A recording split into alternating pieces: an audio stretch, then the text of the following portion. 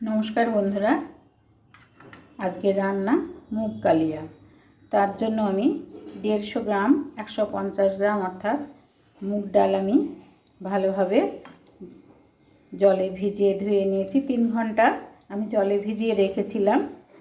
মুগ কালিয়া করার জন্য মুগ ডাল, আমি সেদ্ধ আলু নিয়েছি, কাঁচা লঙ্কা, আদা আর কাজু বাদাম, লাগছে লবণ, ধনেপাতা, টমেটো আর গুঁড়ো মশলা, জিরে, ধনে, হলুদ আর কাশ্মীরি লঙ্কার গুঁড়ো। এটি বহু পুরনো দিনের রান্না। যেসব বাড়িতে নিরামিষভোজী তারা এই রান্নাটি খুব পছন্দ করবেন। আগেকার যুগের মা ঠাকুমারা প্রায় নিরামিষ খেতেন। এই রান্নাটি তাদের জন্য খুব ভালো, অসাধারণ রেসিপি। এবার মুগ ডাল ঝরিয়ে, জল ঝরিয়ে মিক্সিং জারে দিয়ে নিলাম। আর আদা দিয়ে দিলাম হাফ ইঞ্চি মতো, 2টো কাঁচা লঙ্কা দিয়ে আমি বেটে নেব। মুগ ডালটা বেটে নিয়েছি। এবার আমি মুগ ডালে একটা পাত্রে মুগ ডালটা নিয়ে নেব। এবারে মুগ ডালে আমি অল্প একটু জিরে গুঁড়ো দিয়ে দিলাম, একটু হলুদ গুঁড়ো দিয়ে দিলাম, একটু বেকিং সোডা দিয়ে দিলাম, ধনে পাতা কুচি দিয়ে দিলাম আর পরিমাণ মতো লবণ দিয়ে দিলাম।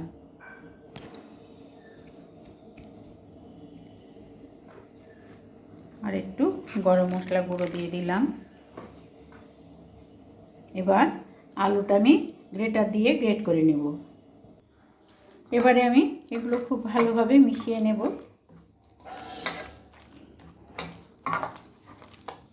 এবার একটা গ্যাসে কড়াই বসিয়ে কড়াই গরম করে নিয়ে সর্ষের তেল দিয়ে দিয়েছি। এই রান্নাটি সর্ষের তেল দিয়েই ভালো লাগবে বন্ধুরা।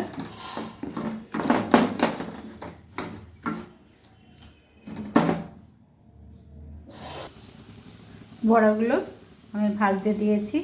এক পিঠ ভাজা হয়ে গেলে অপর পিঠ আমি উল্টিয়ে দেব। গ্যাসের ফ্লেম মিডিয়ামে রেখে আমি বড়াগুলো ভেজে নিচ্ছি। যদি গ্যাসের ফ্লেম হাই দিয়ে ভাজা যায় তবে ভেতরটা কাঁচা হয়ে থাকবে, ভালো লাগবে না, মুচমুচে হবে না, খেতে ভালো লাগবে না। ওই জন্য ধৈর্য ধরে গ্যাসের ফ্লেম মিডিয়ামে রেখে বড়াগুলো আমি ভেজে নিচ্ছি।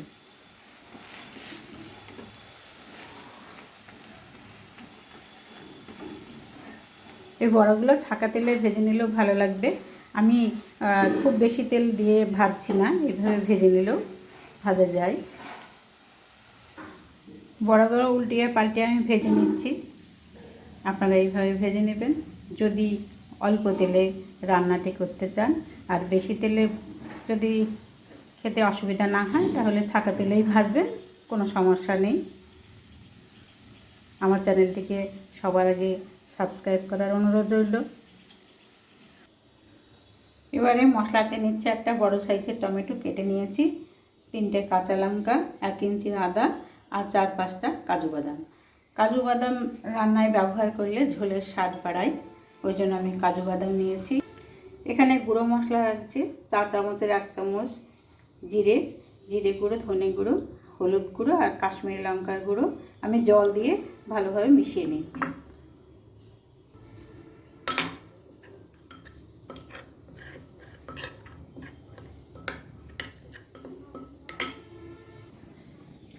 বড়াগুলো সব ভেজে তুলে নিয়েছি। এবার কড়াইয়ে আরেকটু সর্ষের তেল দিয়ে দিলাম। এবার আলু সেদ্ধ করে রেখেছিলাম সেটা পিস পিস করে কেটে নিলাম। এটা কাঁচা আলু দিয়েও করা যায়, তবে আমি সেদ্ধ আলু দিয়ে করছি। গ্রেভিটা গা মাখা হলে খেতে ভালো লাগে। এবার আলুগুলো ভেজে নিচ্ছি। একটু লবণ দিয়ে দিলাম।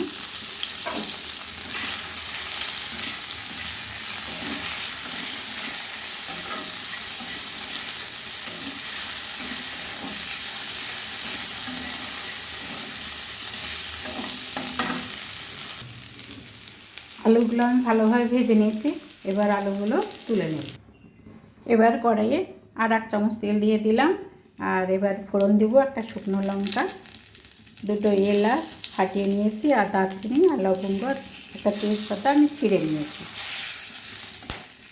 এই ফোড়নটা একটু ভেজে নেব। ফোড়নটা ভাজা হয়ে গেছে, ফোড়নের সুগন্ধ বেরিয়ে এসছে। এবার আমি বাটা মশলাটা দিয়ে দেব।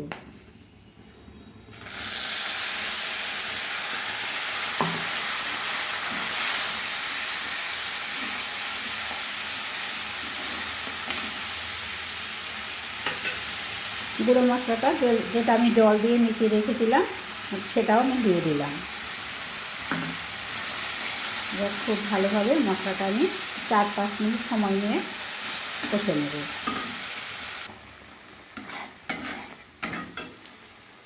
এবার আমি পরিমাণ মতো লবণ দিয়ে দিলাম,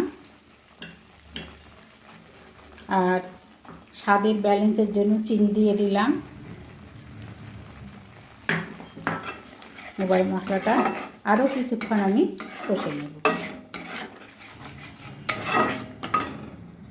এই সময়ে আলুটা দিয়ে দিলাম।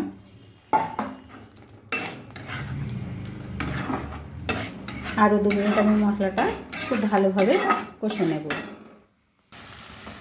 এই দেখুন বন্ধুরা, মশলা খুব ভালোভাবে কষানো হয়ে গেছে। এবার আমি জল দিয়ে দিব।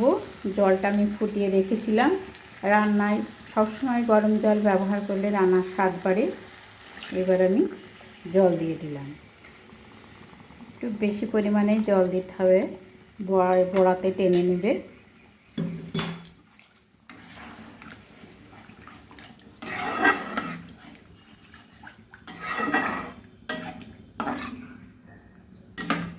এবার ঝোল খুব ভালো মতো ফুটে যাবে, তারপর আমি বড়াগুলো দিয়ে দেব। এবারে ঝোল খুব ভালো মতো ফুটে গেছে। এবার আমি বড়াগুলো দিয়ে দিলাম।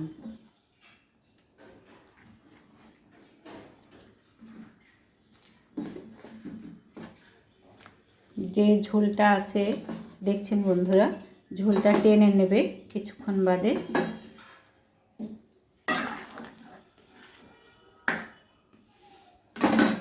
এবারে ধনেপাতা কুচি ছড়িয়ে দিলাম।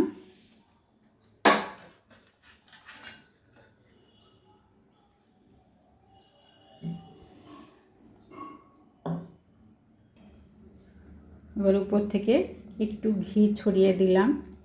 ঘিটা অপশনাল, আপনারা দিতেও পারেন, নাও দিতে পারেন। নিরামিষ রান্না যেহেতু ঘি দিলে খেতে খুব ভালো লাগবে, ওই জন্য দিয়ে দিলাম। এবার 5 মিনিট সময় আমি ঢাকা দিয়ে রাখবো, তারপরে পরিবেশনের জন্য রেডি হয়ে যাবে। 5 মিনিট পরে পরিবেশন করে দিলাম। দেখুন ঝোলের কালারটা কি সুন্দর এসছে, খুব ভালো স্বাদের হয়। এর মাঝে আপনারা নুন ঝাল আপনারা দেখে নেবেন, পরিমাণ মতো দিয়ে দেবেন, টেস্ট করে দেখে নেবেন। এই রান্নাটি অসাধারণ খেতে লাগে বন্ধুরা, দুপুরে গরম ভাতের সঙ্গে কিংবা রুটির সঙ্গে খাওয়া যায়।